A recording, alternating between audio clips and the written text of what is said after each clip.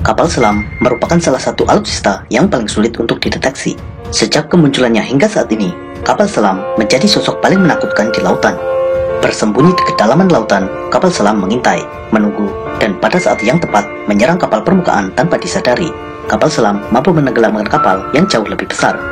Keberadaan kapal selam mampu menghentikan gerak keju armada musuh, bahkan memaksanya mundur. Dalam video ini, kita akan mengulas seluk-beluk tentang kapal selam, mulai dari sejarah, teknologi, fungsi strategisnya dalam militer, hingga kapal selam yang dimiliki oleh Indonesia. Kita mulai dari sejarah kapal selam. Desain, pengembangan, dan percobaan untuk membuat kapal selam telah dimulai sejak abad ke-17, mulai dari hanya sekedar desain hingga pembuatan kapal selam yang dioperasikan dengan tenaga manusia hingga tenaga mesin. Pada tahun 1864, dalam Perang Saudara Amerika, kapal selam konfederasi yang bernama Hanley berhasil menenggelamkan kapal USS Housatonic. Hanley sendiri adalah kapal selam yang dioperasikan dengan tenaga manusia. Kapal ini juga bukan sepenuhnya kapal selam, karena tidak mampu benar-benar menyelam. Hanya sebagian besar badan kapal terbenam di air. Kapal selam pertama yang berhasil benar-benar menyelam adalah Submarine Explorer pada tahun 1886. Kapal selam mulai digunakan secara luas mulai awal abad ke-20. Pada Perang Dunia Pertama dan Kedua, kapal selam memberikan dampak yang sangat signifikan dalam pertempuran di lautan.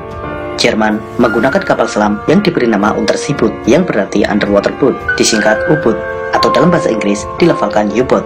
Selama Perang Dunia Pertama, U-boat milik Jerman menenggelamkan lebih dari 5.000 kapal sekutu, baik kapal perang maupun kapal dagang. Dalam Perang Dunia Kedua, 3.000 kapal sekutu terdiri dari 175 kapal perang dan 2.825 kapal dagang ditenggelamkan oleh U-boat Jerman. Meskipun di akhir perang, Jerman juga kehilangan 70% armada kapal selamnya. Pada saat Perang Falkland atau Perang Malvinas, kapal selam Inggris HMS Conqueror berhasil menenggelamkan kapal jelajah Argentina yang bernama General Belgrano. Setelah kejadian ini, Argentina menyadari bahwa mereka tidak memiliki kemampuan mendeteksi kapal selam. Hal ini memaksa Argentina menarik mundur seluruh kapal perangnya dari medan pertempuran. Hanya kapal selam Argentina yang tetap berada di lautan. Pada masa Perang Dingin, meskipun Amerika Serikat dan Uni Soviet tidak pernah berperang secara terbuka, namun di kedalaman lautan, kapal-kapal selam kedua pihak saling menyusup, mencari, dan mengejar. Selama periode Perang Dingin, Amerika kehilangan 2 kapal selam nuklir, dan kapal selam Uni Soviet yang hilang atau tenggelam setidaknya 4 kapal. Kapal selam mampu terapung dan menyelam ke kedalaman. Kemampuan ini diperoleh dengan mekanisme tangki balas atau pemberat. Saat terapung, tangki ini berisi udara, sehingga daya apung kapal selam berada dalam daya apung positif. Ketika akan menyelam, udara dalam tangki balas dipindahkan ke tangki kompresor, sehingga tangki balas terisi air laut. Kapal berada dalam daya apung negatif, sehingga mampu menyelam. Jika akan naik kembali, udara dari kompresor dipindahkan lagi ke tangki balas, sehingga air keluar digantikan udara. Kapal pun mengapung kembali. Tetapi realitas sebenarnya tidak sesederhana itu. Faktor tekanan hidrostatik, perbedaan kadar garam di permukaan dan kedalaman laut yang berakibat perbedaan massa jenis, dan faktor-faktor lainnya membuat kapal selam selalu berada dalam kondisi equilibrium yang tidak stabil, bisa mengapung atau tenggelam tanpa diinginkan. Untuk itu, untuk menjaga kestabilan ini, terdapat tangki kontrol kedalaman. Tangki ini bekerja terus-menerus memasukkan dan membuang air untuk menjaga kestabilan kapal selam. Lambung kapal selam terdiri dari 2, yaitu lambung bagian luar dan lambung bagian dalam. Lambung bagian luar merupakan lambung yang tidak kedap air. Fungsinya, salah satunya adalah memberikan bentuk yang hidrodinamis untuk mengurangi drag atau hambatan. Dengan bentuk hidrodinamis ini, kapal selam bisa melaju lebih mudah di dalam air. Sementara lambung bagian dalam merupakan lambung yang kedap air, yang memisahkan antara interior kapal selam di mana awak kapal selam berada dengan lingkungan luar kapal yang berupa air. Awak kapal selam berada dalam interior dengan udara bertekanan sama dengan atmosfer, sedangkan di luar terdapat air di kedalaman laut dengan tekanan sangat tinggi. Perbedaan tekanan yang besar ini menuntut struktur lambung kapal selam yang sangat kuat. Jika ada kesalahan, baik dari perancangan, material, atau proses pembuatan, maka kapal selam bisa berpotensi remuk terkena tekanan air yang sangat besar. Untuk itu, kapal selam menggunakan material khusus. Kapal selam Indonesia yang dibeli dari Korea Selatan menggunakan material baja HY100. Baja ini memiliki kekuatan 3 kali lipat dibandingkan baja untuk kapal konvensional.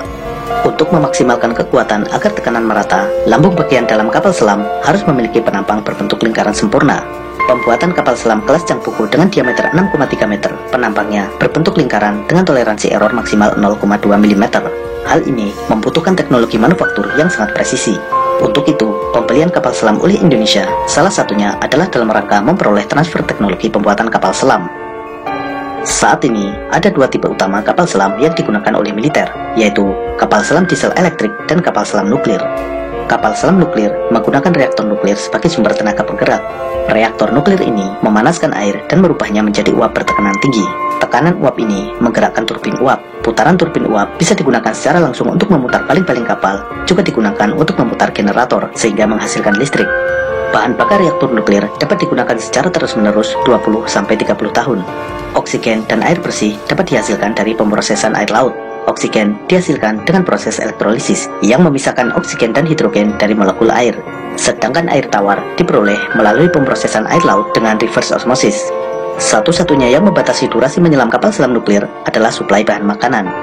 Kapal selam nuklir mampu beroperasi terus-menerus di dalam lautan selama 6 bulan. Kapal selam diesel elektrik menggunakan mesin diesel saat di permukaan dan baterai saat menyelam. Karena menggunakan baterai, kapal selam diesel elektrik secara berkala harus naik ke permukaan untuk menyalakan mesin diesel dalam rangka mengisi baterai. Memang, kapal selam ini tidak perlu benar-benar muncul ke permukaan, namun bisa tetap menyelam beberapa meter di bawah permukaan dan menggunakan snorkel untuk suplai udara. Meskipun dengan keterbatasan durasi menyelam, kapal selam diesel elektrik memiliki keunggulan dalam hal style.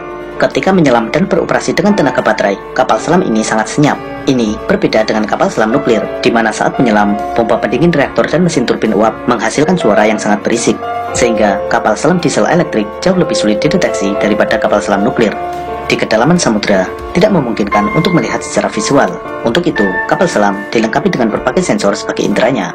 Sensor utama kapal selam berupa sonar, Sound Navigation Ranging. Perangkat ini menggunakan gelombang suara untuk mendeteksi objek baik di permukaan maupun di kedalaman. Penggunaan sonar ini dikarenakan di dalam air, radar tidak dapat digunakan secara efektif. Gelombang radar diserap oleh air, sehingga jangkauan deteksinya di dalam air sangat terbatas. Sedangkan gelombang suara mampu merambat sangat baik di dalam air. Kecepatan rambat gelombang suara di dalam air 4 kali lipat lebih cepat dibandingkan di udara. Ada dua jenis sonar, yaitu sonar aktif dan sonar pasif.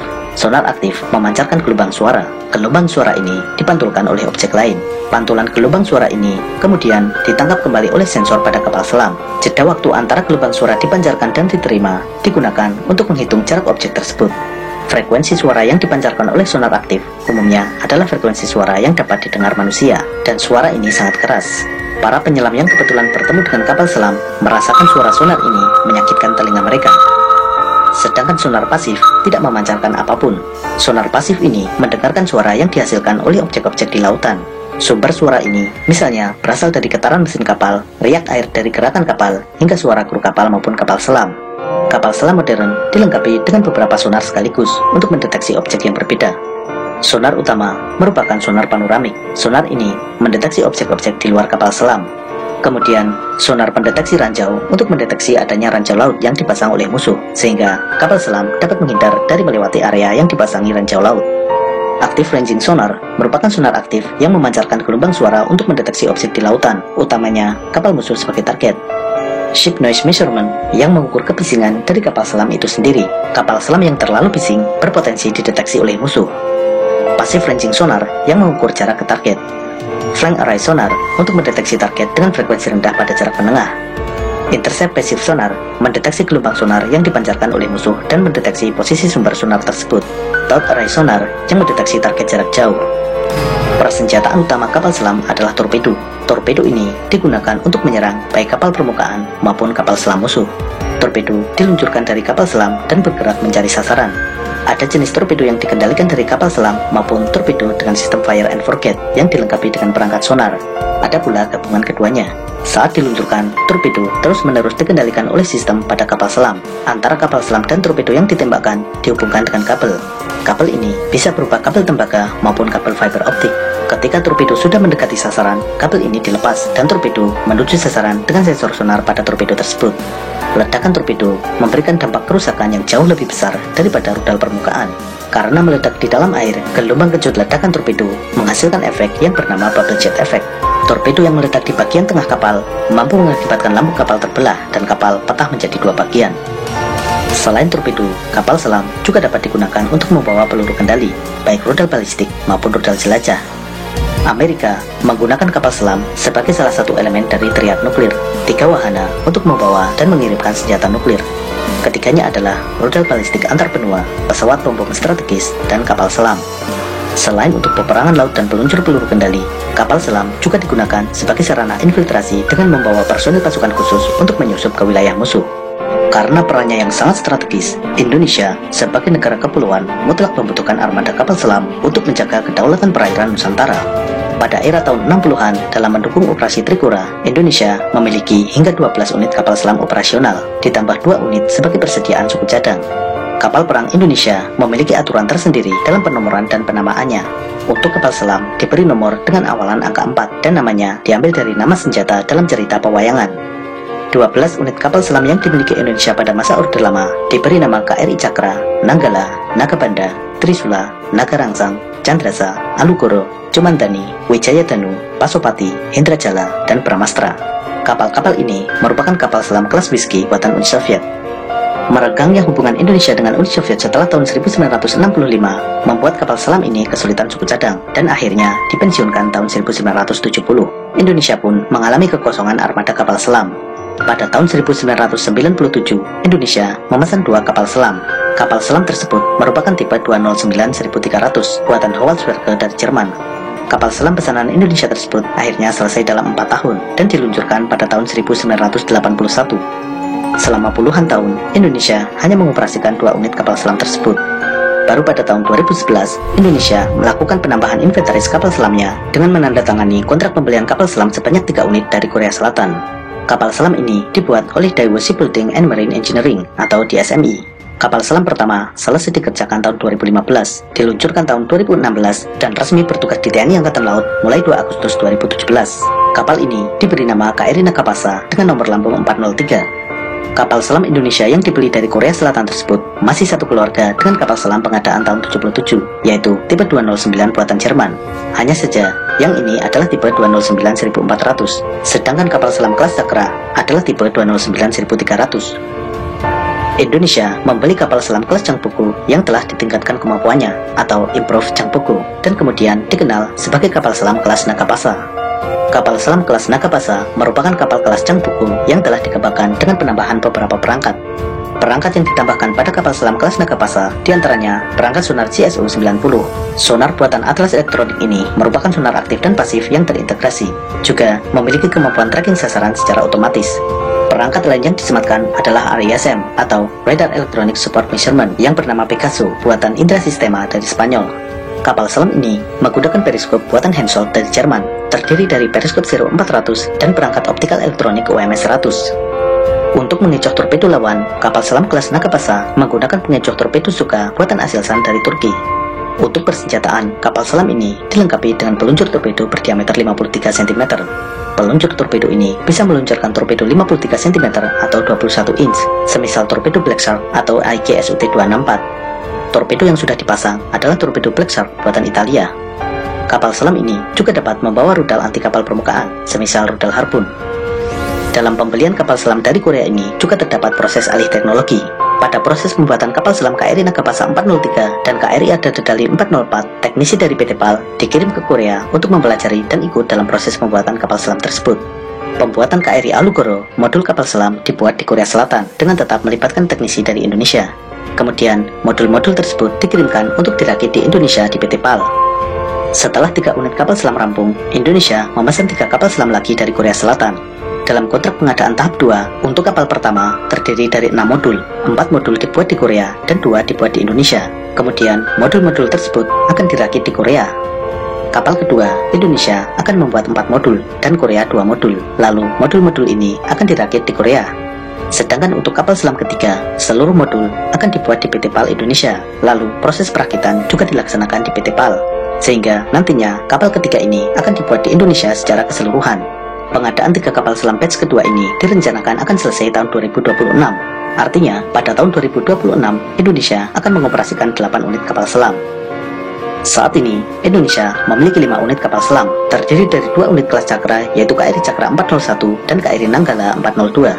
3 unit kelas Nagapasa, yaitu KRI Nagapasa 403, KRI Arda Dedali 404, dan KRI Alugoro 405. Kapal selam kelas Nagapasa memiliki bobot 1.400 ton dengan panjang 61,3 meter. Kapal ini menggunakan tenaga 4 mesin diesel MTU-12V493. Mesin diesel ini dioperasikan saat di permukaan untuk menggerakkan kapal sekaligus mengisi baterai. Ketika menyelam, baterai tadi digunakan sebagai sumber tenaga. Kecepatan saat menyelam adalah 21 knot atau 38 km per jam. Kapal selam kelas Nagapasa mampu mengangkut 40 orang, termasuk kru dan personel pasukan khusus. Dengan bahan bakar dan suplai makanan, mampu beroperasi selama 50 hari, dengan daya jelajah 18.000 hingga 19.000 km. Dengan kekuatan ini, armada kapal selam Indonesia menjadi salah satu yang terkuat di Asia Tenggara, bersaing dengan Singapura. Thailand memesan 4 unit kapal selam dari Tiongkok, namun saat ini masih dalam proses pembuatan. Malaysia memiliki 2 kapal selam buatan Perancis, yaitu KD Tun Abdul Rahman dan KD Tun Abdul Razak. Vietnam memiliki 6 kapal selam kelas Kilo buatan Rusia. Singapura saat ini mengoperasikan 5 kapal selam, terdiri dari 4 kapal selam buatan Swedia dan 1 kapal selam buatan Jerman, yaitu RSS Invincible. Tambahan 3 kapal selam yang sejenis dengan Invincible saat ini masih dalam proses pembuatan. Sementara itu, Filipina, Brunei Darussalam, Myanmar, dan Kamboja tidak memiliki kapal selam. Di selatan Indonesia, Australia saat ini memiliki 6 kapal selam buatan Swedia. Australia memang berencana menambah 12 unit kapal selam, namun dijadwalkan baru terrealisasi tahun 2030.